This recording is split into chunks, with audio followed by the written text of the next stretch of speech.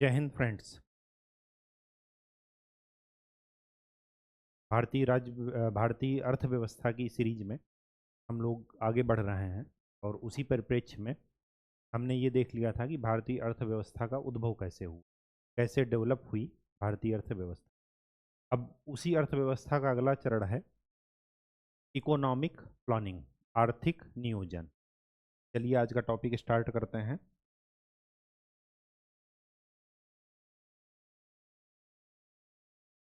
आर्थिक नियोजन,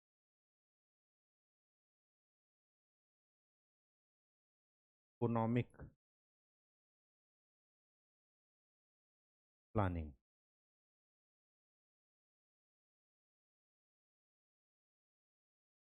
ठीक,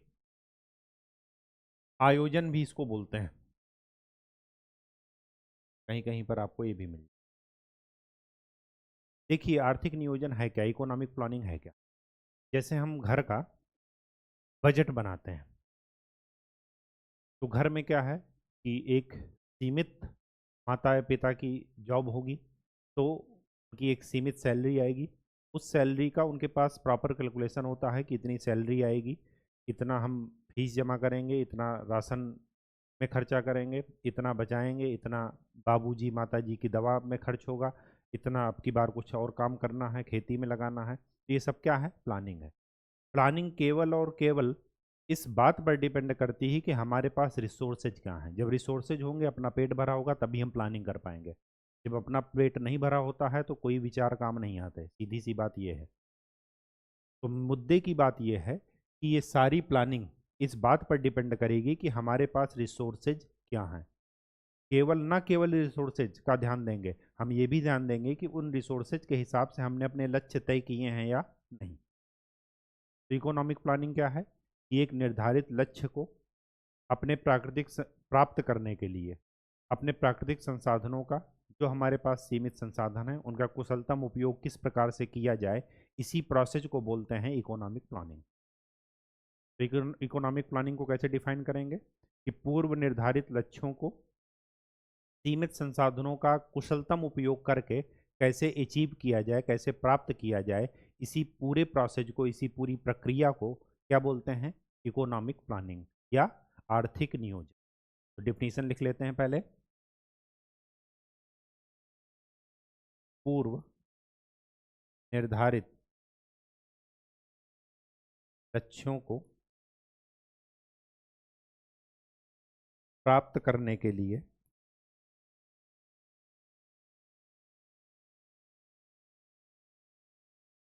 सीमित,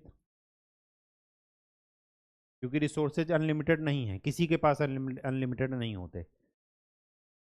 प्राप्त करने के लिए सीमित प्राकृतिक संसाधनों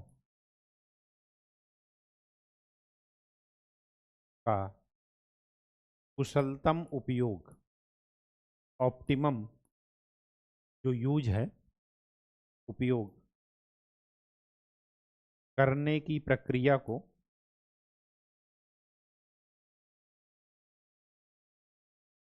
क्या कहते हैं, आर्थिक आयोजन या इकोनॉमिक प्लानिंग। अब ये करते क्यों हैं, तो इनका लक्ष्य क्या है, इनका लक्ष्य क्या है। जब हम अर्थव्यवस्था में लक्ष्य निर्धारित करते हैं तो स्वाभाविक सी बात है कि हमारे पास क्या है, सामाजिक आर्थिक असमानता है। सभी का स्टेटस एक ही नहीं है, सभी का स्टेटस राजनीतिक रूप से, सामाजिक रूप से, आर्थिक रूप से अलग अलग है। तो जो बहुत ही निचले पायदान पर हैं, आर्थिक रूप से बहुत ही कमजोर हैं, उनके जीवन को उन्नत उठाना, उन्नत करना, असमानता को क्या करना, कम करना। असमानता रहेगी ही रहेगी, वो प्राकृतिक रूप से ही है। तो स्वाभाविक सी बात है कि लक्ष्य, इन इस इकोनॉमिक प्लानिंग का लक्ष्य क्या है, आर्थिक समृद्धि,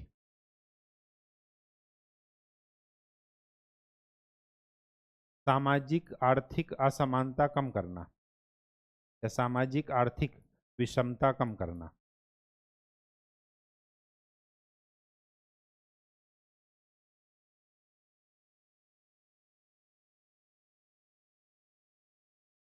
दूसरा और लक्ष्य क्या होगा? गरीबी उन्मूलन।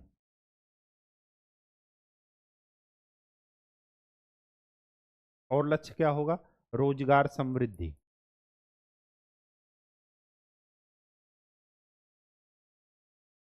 ये इनका क्या है? लक्ष्य। अब देख लेते हैं कि स्वतंत्रता के समय से, या जब देश में राष्ट्रीय आंदोलन चल रहा था, उसके समय से कैसे कैसे इकोनॉमिक डेवलपमेंट की अवधारणा आई, इकोनॉमिक प्लानिंग की अवधारणा आई। सबसे पहली अवधारणा आती है 1934 में। 1934 में एम विश्वेश्वरैया,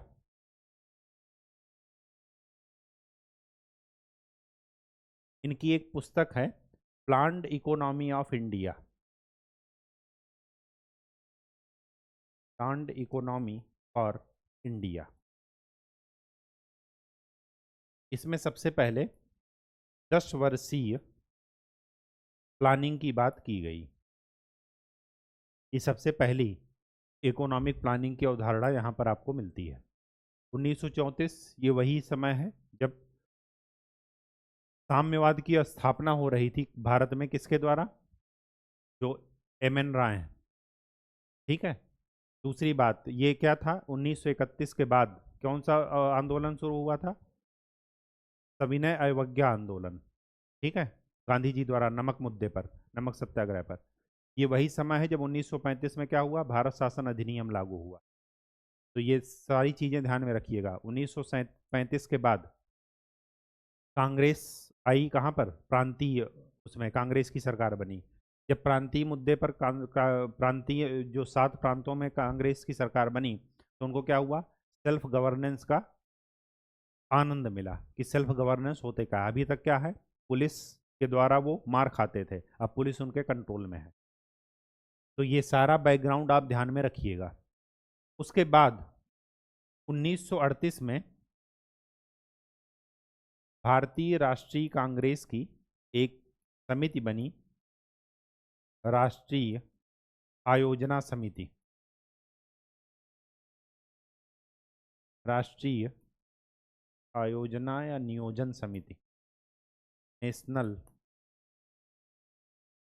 प्लानिंग कमेटी। इसकी किसकी अध्यक्षता में बनी? नेहरू जी एंड सुभाष चंद्र बोस। सुभाष चंद्र बोस। इसमें भी कुछ क्या कहा गया? कुछ रोड मैप प्रस्तुत किया गया कि ऐसे ऐसे हम डेवलपमेंट करेंगे इकोनॉमी का, ऐसे ऐसे रिसोर्सेज का बंटवारा होगा, और कुछ इस प्रकार की प्रक्रिया होगी कि हम अपने लोगों का जीवन उत्थान कुछ इस तरीके से करेंगे। एक रोड मैप यहाँ पर दिया गया। 1938 के बाद 1939 में विश्व युद्ध शुरू हुआ, सेकंड वर्ल्ड वार। फिर बात आई 1944 में। 1944 में क्या हुआ? बॉम्बे प्लान आया। बॉम्बे प्लान किसके द्वारा? ये 8 उद्योगपति इसमें शामिल थे। इनके 8 उद्योगपतियों के द्वारा, जो उस समय के मुख्य मुख्य उद्योगपति थे। इसी समय 1944 में ही भारत सरकार ने इकोनॉमिक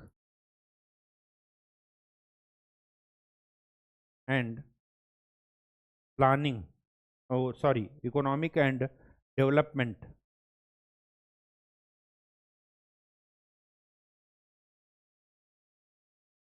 विभाग, डिपार्टमेंट,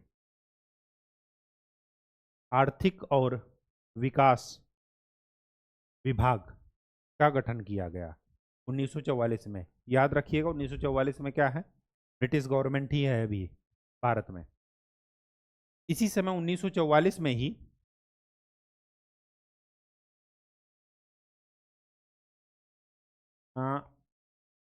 एम एन राय के द्वारा, जो साम्यवादी नेता थे, उनके द्वारा क्या लाया गया? People's plan.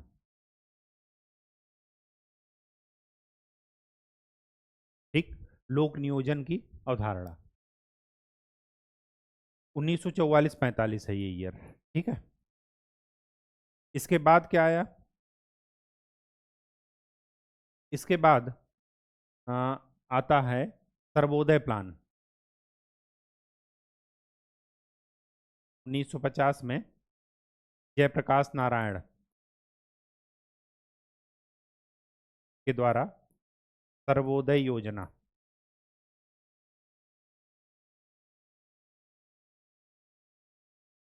ये जो बॉम्बे प्लान आया था, इसमें क्या किया गया? 15 वर्षीय रणनीति का रोड मैप दिया गया। 10 वर्षीय दिया गया था कहाँ पर?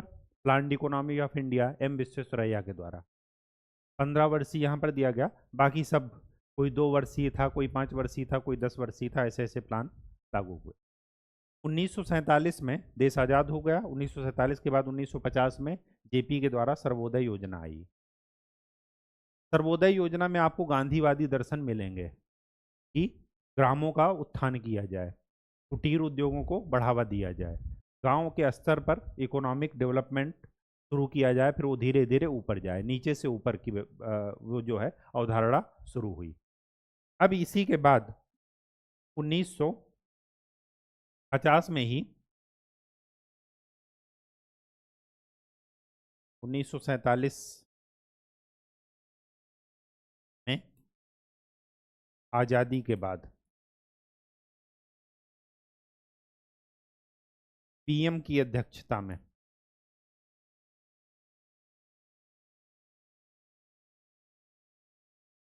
आर्थिक नियोजन समिति बनी, इकोनॉमिक प्लानिंग कमेटी, और इन्होंने क्या दिया? सुझाव दिया। इसी सुझाव के आधार पर 1950 में बना प्लानिंग कमीशन, योजना आयोग। और इन्होंने क्या किया? इन्होंने लागू किया भारत में एक निदेशित इकोनॉमिकल स्ट्रक्चर, जिसको बोलते हैं पंचवर्षीय योजना।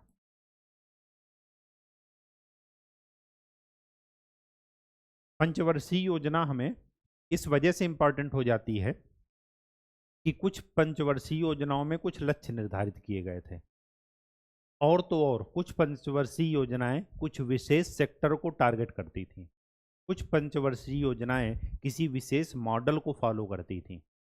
तो इस तरीके से ऑब्जेक्टिव में ये क्वेश्चन पूछा जाता है। अभी पूरी तरीके से पंचवर्षीय योजनाएं खत्म नहीं हुई हैं, ये ध्यान रखिएगा, ये एग्जाम में आती रहेंगी। नीति आयोग के बनने के बाद भी 2015 में, जनवरी 2015 में नीति आयोग बना, उसके बाद भी एग्जाम में आपकी पंचवर्षीय योजनाएं लगातार पूछी गई हैं। तो एक मोटा मोटा ओवरव्यू ले लेते हैं अपने एग्जाम के काम के हिसाब से, बस वही हमारे काम का है, ज़्यादा इसमें डिटेल में नहीं जाना। जो प्रथम पंचवर्षीय योजना है, फर्स्ट 5 ईयर प्लान, 1951 से 1956, ये पंचवर्षीय योजना हैराल्ड डोमर मॉडल पर आधारित है। आपको ये ध्यान में रखना है, ये पूछा जाता है कौन से मॉडल पर आधारित थी। मैक्सिमम जो हमारा ध्यान था वो क्या देता था? हमने कृषि सेक्टर को, किसी सेक्टर को जो है टारगेट किया था, कृषि को। उद्योग को हमने नेग्लेक्ट किया था, टोटल बजट का केवल 6% ही उद्योग में दिया था, तो कृषि पर हमारा मेन टारगेट था। ठीक है, प्रथम पंचवर्षीय योजना, सब कुछ नया नया उत्साह था, देश नया नया आज़ाद हुआ था, स्वाभाविक सी बात है कि यहाँ पर जो भी टारगेट सेट किया गया था वो क्या था? लगभग अचीव कर लिया गया। उसके बाद सेकंड 5 ईयर प्लान आया 1956 से 1961, ये आया पीसी महालनोबिस मॉडल पर।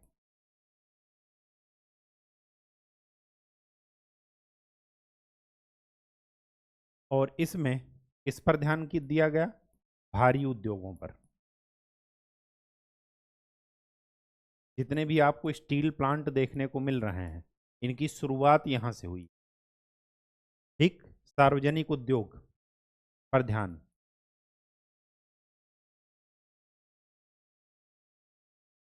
कृषि वाले पर ध्यान फर्स्ट वाले पर दिया गया था। यहीं पर आपने नाम सुना होगा राउरकेला, उड़ीसा में। ये जर्मनी के सहयोग से स्थापित हुआ, पहला 1959 में, सेकंड 5 ईयर प्लान में। ठीक है, तो सेकंड 5 ईयर प्लान आप जरा ध्यान में रखिएगा, ये मॉडल ध्यान में रखिएगा और किन सेक्टरों पर ध्यान दिया गया। इसके बाद आता है थर्ड,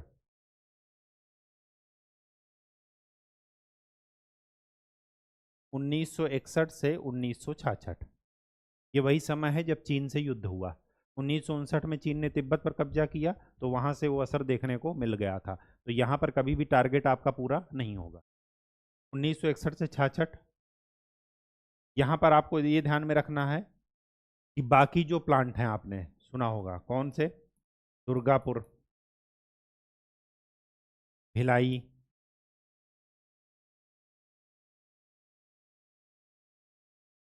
इसको किससे? दुर्गापुर है वेस्ट बंगाल में। इसको किसकी सहायता से लगाया गया? यूके से। ये पूछा जाता है। भिलाई और बोकारो, इसको किसकी सहायता से लगाया गया? रसिया से, यूएसएसआर। आपको पता होगा कि भारत ने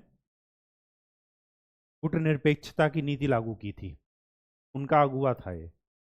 तो ना तो ये यूएसए के पाले में थे और ना ही ये यूएसएसआर के पाले में थे।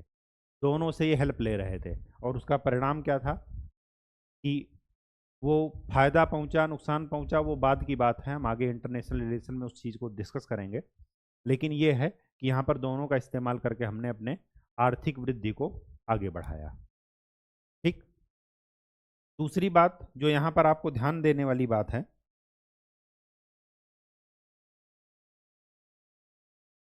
वो क्या है कि ये जो फर्स्ट 5 ईयर प्लान था, यहीं पर एक चीज याद रखिएगा, 1952 में सामुदायिक विकास कार्यक्रम लागू किया गया। ये पूछा जाता है कि कब लागू किया गया।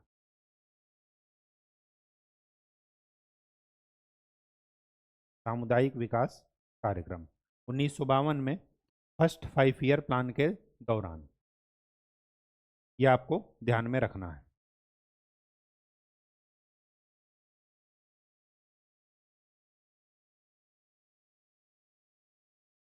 इसके बाद क्या हुआ?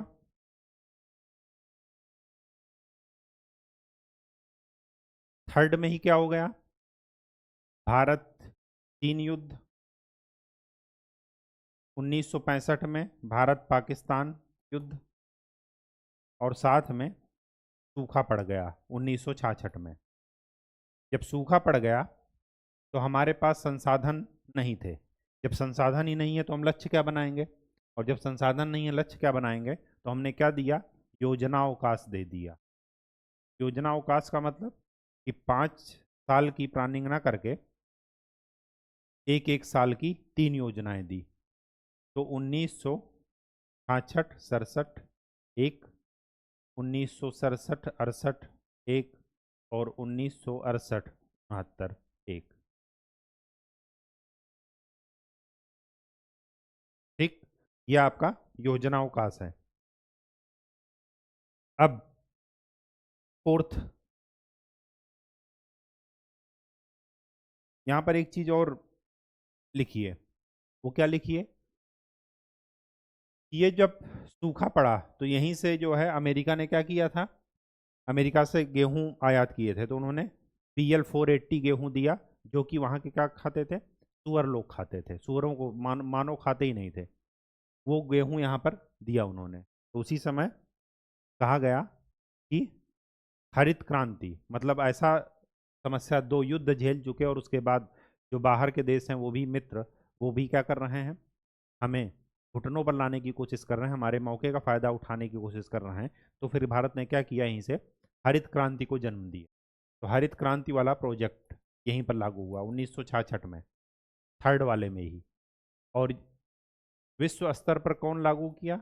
विश्व स्तर पर मैक्सिको के एक वैज्ञानिक थे, नॉर्मन बोरलॉग। और भारत के स्तर पर कौन थे? MS स्वामीनाथन। तो हरित क्रांति यहीं पर आई, तीसरे वाले जो पंचवर्षीय योजना में। ठीक, इसके बाद आया फोर्थ 5 ईयर प्लान। कब से? 1969 से 5 साल के लिए 1974 तक। ये ध्यान रखिए, 1971-72 में भारत ने अपना पहला सैटेलाइट लॉन्च किया था, आर्यभट्ट, ये वही साल है। 1971 के आसपास ही भारत ने परमाणु परीक्षण किया था, ये वही साल है, इंदिरा गांधी जी का। तो यहाँ पर क्या है, ये कौन से मॉडल पर आधारित थी? DR गाडगिल मॉडल पर। तो पहली किस पर आधारित थी? Herald Domar. दूसरी PC महालनोबिस। और तीसरी में कुछ नहीं है, चौथी में क्या है? DR Gadgil model.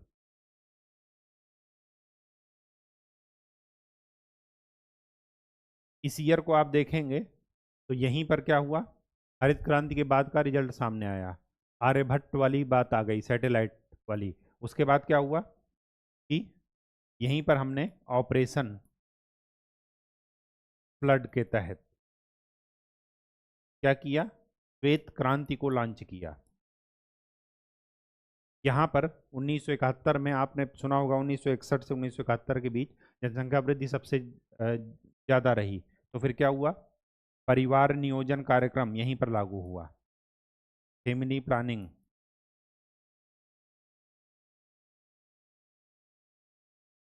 इसके बाद इसी के बाद क्या लागू हुई थी? इमरजेंसी, ये ध्यान रखिएगा। परिवार नियोजन कार्यक्रम यहीं पर लागू हुआ। यहाँ पर कृषि वृद्धि दर अब तक की सबसे ज़्यादा रही। क्यों? क्योंकि हरित क्रांति सफल हो चुकी।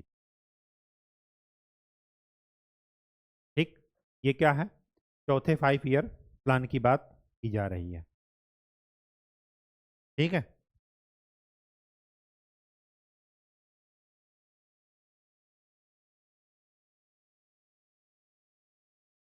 अब क्या हुआ, फोर्थ हो गया। इसके बाद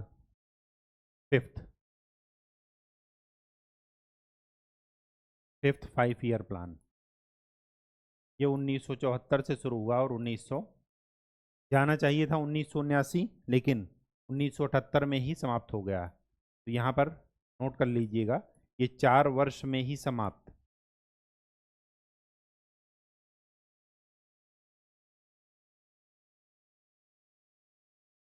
उन्नीस में कौन बना? बांग्लादेश। ठीक, तो आसाम, जो असम राज्य है, उधर क्या हुआ, बहुत ज़्यादा शरणार्थियों की समस्या हो गई पूरे नॉर्थ ईस्ट में, खास करके असम में। जनसंख्या का दबाव पहले से इतना ज़्यादा, शरणार्थियों की समस्या। उसके बाद तो यहाँ पर क्या हुआ, यहाँ पर आपको काम के बदले अनाज कार्यक्रम की शुरुआत मिली। काम के बदले अनाज कार्यक्रम की शुरुआत।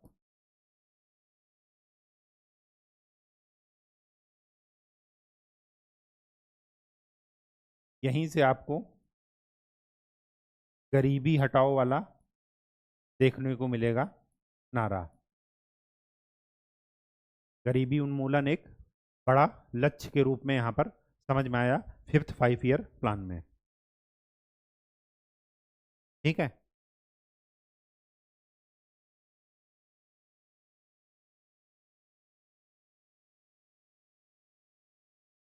और इसमें क्या था, एक चीज और नोट कर लीजिएगा, यहीं पर आया 20 सूत्रीय कार्यक्रम।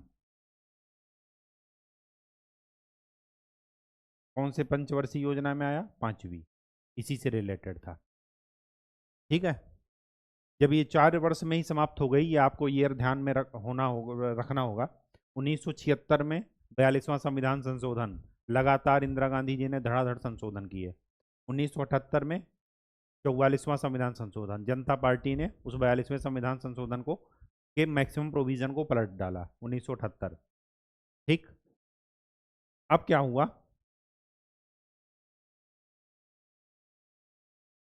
शरणार्थियों की समस्या, बांग्लादेश का बनना, इमरजेंसी ऐसे ही चल रही है, और इसके बाद हमारे पास संसाधनों की फिर से समस्या आई, और फिर हमने 5 ईयर प्लान 2 बार के लिए ब्रेक कर दिया। तो उसकी जगह जो योजना आई उसको बोलते हैं, जैसे वहाँ पर था योजना अवकाश, यहाँ पर है रोलिंग प्लान, इसको बोलते हैं अनवरत योजना। 1978 में समाप्त हो गया था, तो ये आया 1978 से 1979 और 1979 से 1980, 2 साल के लिए। यहाँ पर क्या किया गया?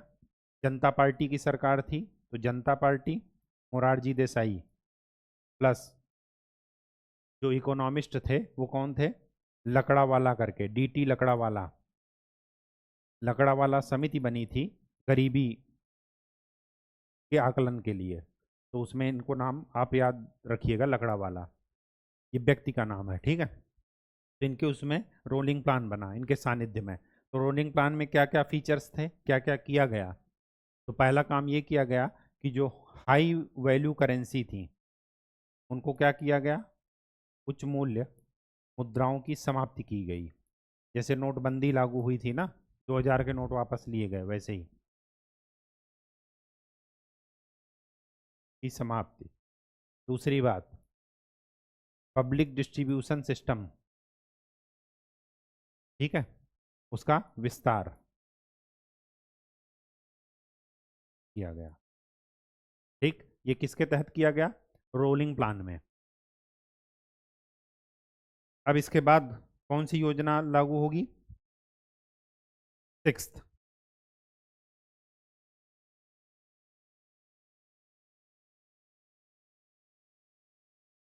1980 से 85, समन्वित।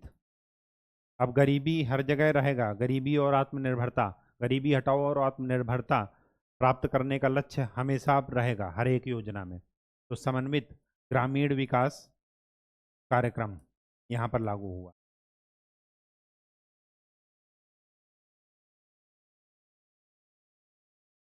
लक्ष्य वही रहेगा, गरीबी उन्मूलन और रोजगार में वृद्धि, ये लक्ष्य है। ठीक है,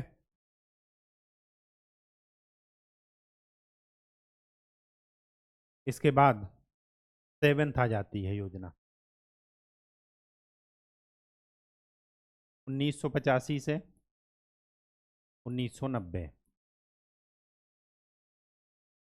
ये किस पर आधारित थी? John W Miller model. पहली किस पर आधारित थी? Herald Domar. दूसरी पीसी महालनोबिस। तीसरी कुछ नहीं, चौथी, चौथी किस पर आधारित थी?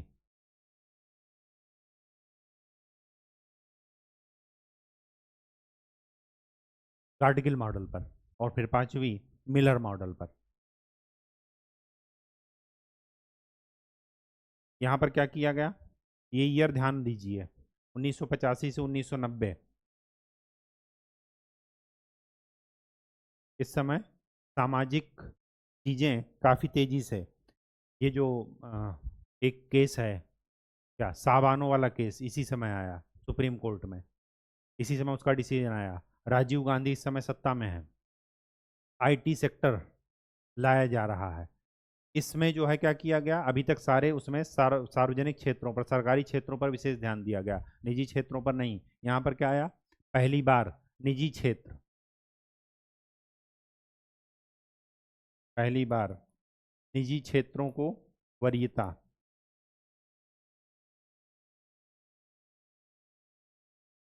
वरीयता दी गई।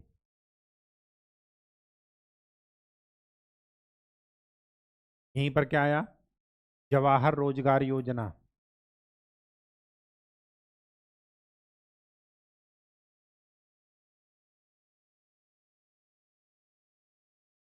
यहीं पर किसका नारा दिया गया? भोजन,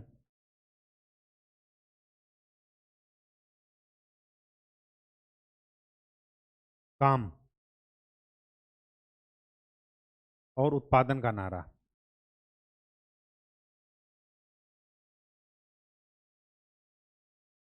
उत्पादन का नारा दिया गया।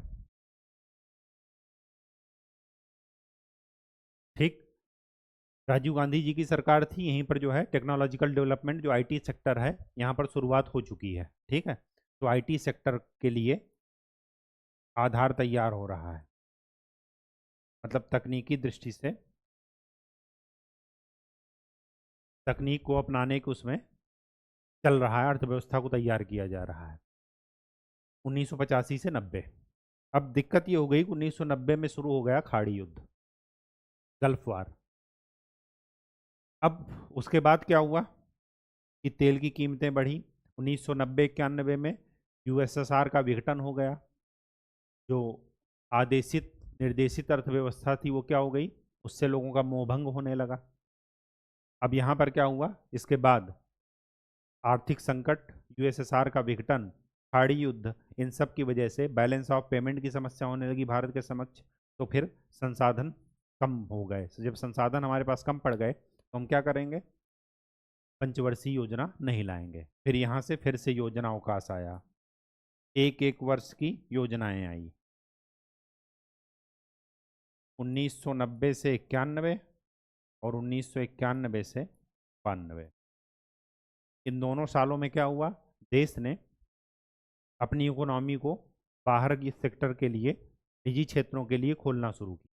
और जब निजी क्षेत्रों के लिए खोलना शुरू किए तो स्वाभाविक सी बात है कि जब इसके बाद जो योजनाएं बनाएंगे वो क्या होगा, निजी क्षेत्र को खुल करके सपोर्ट करने वाली बनेंगी। लेकिन गवर्नमेंट ने ये देखा कि निजी क्षेत्र में को हम ओपन तो कर रहे हैं, लेकिन गरीब तबके का शोषण ना हो जाए। निजी क्षेत्र हमेशा उस क्षेत्र पर काम करेगा जहाँ पर उसको लाभ मिलेगा, लाभ के लिए काम करेगा। तो जहाँ पर लाभ नहीं होगा तो गरीब तबकों के लिए जिम्मेदारी कौन उठाएगा? सरकार। तो 7th 5 ईयर प्लान के बाद क्या आया? 8th 5 ईयर प्लान, 1992 से लेकर के 1997 तक। तो 8th 5 ईयर प्लान,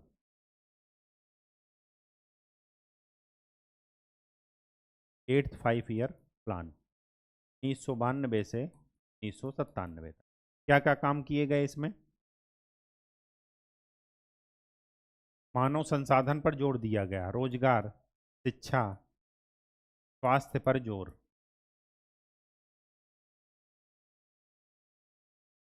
सबसे बड़ी बात, प्राथमिक शिक्षा को सार्वभौमिक करने का लक्ष्य रखा गया, मतलब सभी को प्राथमिक शिक्षा पर जोर।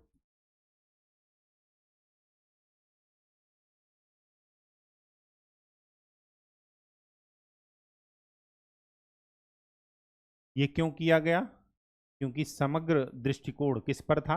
मानव संसाधन की उन्नति पर। मतलब मनुष्य को संसाधन की दृष्टि से देखा गया। अगर हमारे पास संसाधन ही स्वस्थ नहीं रहेगा तो फिर हम वृद्धि नहीं प्राप्त कर सकते।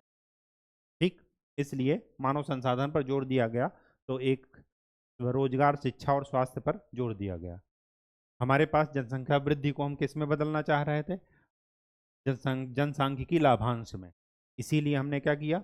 मानव संसाधन पर बल दिया। यहीं पर पीएम रोजगार योजना आई। कब? 1993 में। यहीं पर महिला एवं बाल विकास मंत्रालय आया। ये पहले महिला एवं बाल विकास विभाग किसके अंडर में था? एचआरडी मिनिस्ट्री पर, मानव संसाधन विकास मंत्रालय। बाद में ये क्या बन गया? अलग से एक मंत्रालय बन गया। तो यहीं पर एचआरडी में महिला एवं बाल विकास विभाग की स्थापना की गई। ठीक। एक चीज और, मैला ढोने की, जो सर से मैला ढोने की प्रथा है, उस पर प्रथा की समाप्ति का लक्ष्य रखा गया।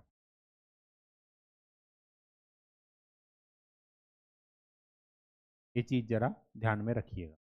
ये कौन सा था? 8th 5 year plan. फिर क्या आया? 9th। अच्छा, एक चीज और यहाँ पर आप नोट कर सकते हैं। क्या? कि जो 8th है, जब यहाँ पर मानव संसाधन पर जोर दे रहे हैं, तो साथ में यहाँ पर ये भी जोर दे रहे हैं कि आधारभूत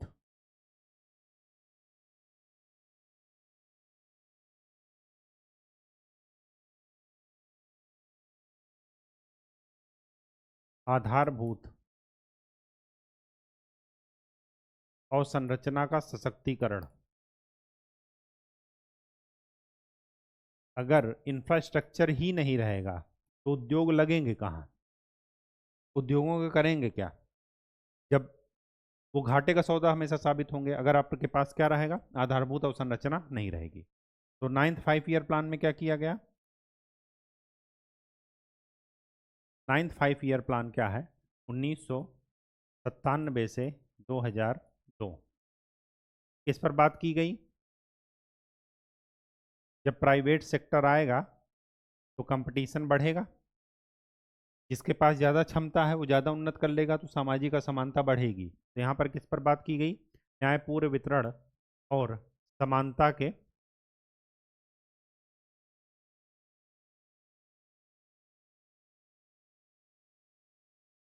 साथ विकास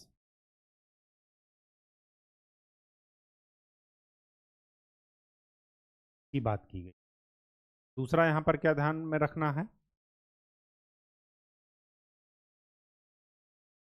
कि 2000 के आसपास आर्थिक मंदी आई। ये आर्थिक मंदी वैश्विक है। यहीं पर बीओपी की समस्या, बैलेंस ऑफ पेमेंट की समस्या, एक उस समय आई थी जब 1991 खाड़ी युद्ध चल रहा था, और एक दूसरी यहाँ पर आई। फिर हमारे पास आया 10th 5 ईयर प्लान।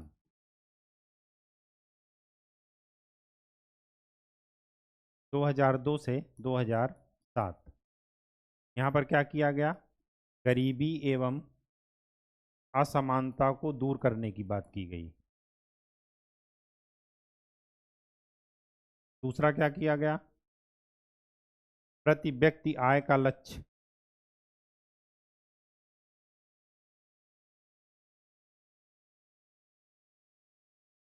दो गुना करने की बात की गई। कब? अगले 10 वर्षों में।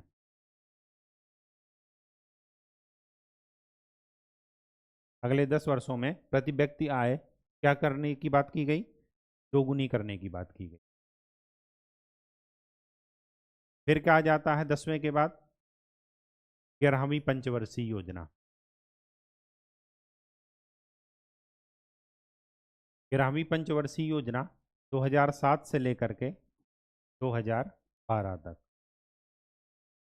इसका उद्देश्य तीव्रतम एवं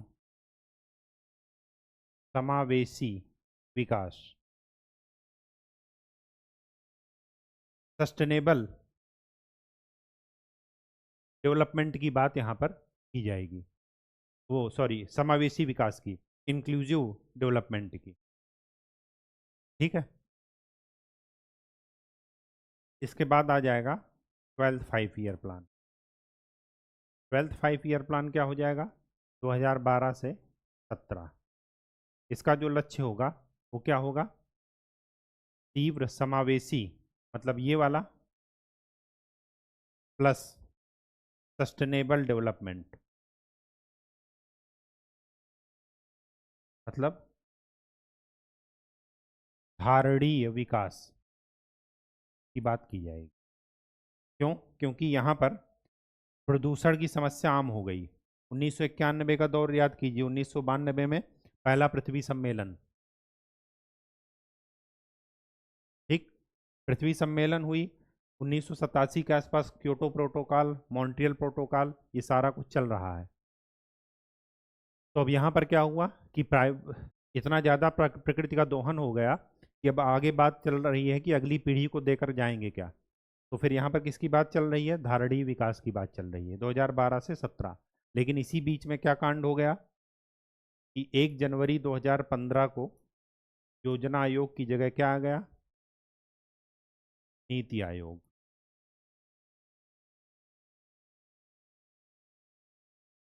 national institute of transforming India, नीति। अब नीति आयोग का ढांचा कैसा है, क्या चीज़ें हो रही हैं, वो हम आपको बताएंगे अगले लेक्चर में। जो ध्यान देने योग्य वाली बात ये है वो ये है कि ना तो नीति आयोग ना ही योजना आयोग, ना ये कोई संविधान में इसका जिक्र है ना किसी एक्ट में जिक्र है। ये मंत्रिमंडलीय प्रस्ताव से ये बना है। एक कमेटी ने सुझाव दिया और मंत्रिमंडलीय समिति ने इसको क्या कर दिया, कैबिनेट कमेटी ने इसको क्या कर दिया, बना दिया। तो याद रखिएगा नीति आयोग के साथ भी यही है, योजना आयोग के साथ भी यही है कि ये दोनों ना तो संवैधानिक संस्थाएं हैं ना वैधानिक हैं। मतलब ना संविधान में इनका जिक्र है ना किसी एक्ट में जिक्र है। ये मंत्रिमंडलीय प्रस्ताव के से ये संस्थाएं बनी हैं। दूसरी बात, योजना आयोग का काम क्या था, सुझाव देना, प्लानिंग के लिए रोड मैप तैयार करना। योजना आयोग क्या किया, धीरे धीरे वित्त आयोग वाली शक्तियां हासिल करने लगा। यहाँ तक कि जो बजट है, बजट का अलॉटमेंट किसके हाथ में है, वित्त आयोग के हाथ में। लेकिन वो कौन करने लगा, योजना आयोग। तो योजना आयोग से जो राज्य थे वो बहुत पीड़ित थे। जब केंद्र की योजनाएं राज्य में के सहयोग के साथ ना लागू की जाएं या राज्य उनको नहीं चाहता लागू करना, तो योजना आयोग क्या करता था, उस राज्य को मदद नहीं देता था। तो जब किसी राज्य का मुख्यमंत्री बना प्रधानमंत्री, तो उसने सबसे पहले क्या किया, योजना आयोग को समाप्त किया। और योजना आयोग जो नीतिगत जिसका काम था कि सुझाव देना, वो क्या करने लगा था, डायरेक्ट इंटरवेंशन करने लगा था। तो उसको उसकी भूमिका को चेंज करने के लिए क्या आया, नीति आयोग। नीति आयोग का उद्देश्य क्या है, सहकारी संघवाद को बढ़ावा देना, कोऑपरेटिव फेडरलिज्म। ठीक, तो इसके बारे में हम आगे पढ़ेंगे। आज के लिए हमारा क्या इंपॉर्टेंट है, प्रीवियस ईयर क्वेश्चन पेपर जब आप देखेंगे, खास करके स्टेट पीसीएस का, तो आपको ये ध्यान में आएगा कि वहाँ पर क्या है, एक तरफ योजनाएं लिखी हैं, एक तरफ उनका ईयर लिखा है, या एक तरफ योजनाएं और एक तरफ उनका मॉडल, वो किस मॉडल पर आधारित थी। पहली हैराल्ड डोमर, दूसरा पीसी महालनोबिस, तीसरा कुछ नहीं, चौथा गाडगिल, पांचवा कुछ नहीं, छठवां कुछ नहीं, सातवां WC मिलर। ये जरा ध्यान में रखिएगा इनका, ठीक है। और जब मोटा मोटा आपको ईयर याद रहेगा तो फिर चीज़ें आपके लिए आसान हो जाए, ठीक है। तो ये जरा ध्यान में रखिएगा। अगले टॉपिक जो हमारा होगा वो होगा नीति आयोग। नीति आयोग की पूरी रूपरेखा हम समझेंगे। नीति आयोग हम कई बार रिपीट होगा आपका, इकोनॉमिक्स में भी पढ़ेंगे, पॉलिटी में भी पढ़ेंगे, और करंट में तो चलता ही रहेगा, ठीक है। घूम फिरा करके बात वही होगी। खास करके इसका पूछा गया है कि नीति आयोग योजना आयोग से कैसे भिन्न है, और नीति आयोग का पूरा संस्थागत ढांचा बताइए। तो संस्थागत ढांचा एक बार आपको समझना है, ठीक है। तो तब तक के लिए प्रीवियस ईयर क्वेश्चन देखिए और रिवीजन कीजिए। धन्यवाद।